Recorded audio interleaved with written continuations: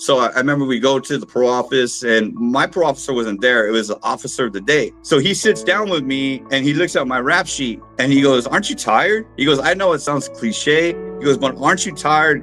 Just sick and tired of just being tired?" And I go, "Well, what do you mean?" He goes, "Well, I'm looking at your rap sheet, you know," and he goes, "It looks like you're starting to get involved in something that you probably shouldn't be involved in." And he goes, "And what's going to happen is you're going to find yourself all by yourself. And eventually those people that you hang around with are eventually going to kill you too." But all I was thinking about was like going back to the neighborhood, seeing my homeboys, going back to prison. I remember he goes, "Look, if you are tired," he goes, "I want you to take this phone number." And I said, "What is this?" He goes, "It's a phone number to a men's home." And I was just like, "A men's home? What is that?" He goes, "Well, it's a phone number to a Christian men's home." And I remember I started laughing. I put the number in my pocket. I remember my mom had borrowed a car.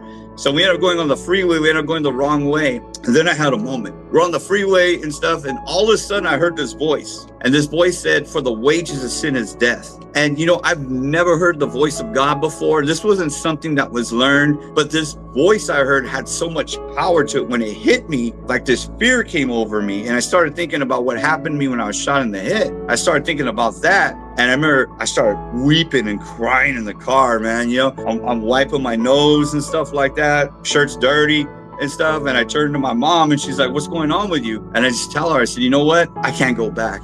If I go back, I'm going to die. I can't do it. Take me to this home." So we get off the freeway. I make a phone call. I call this home and I'm like, "Hey, is this the Christian men's home?" And they're like, "Yeah, it is, brother." And I said, "You guys got room?" He goes, "We're full, but for you, we'll make room."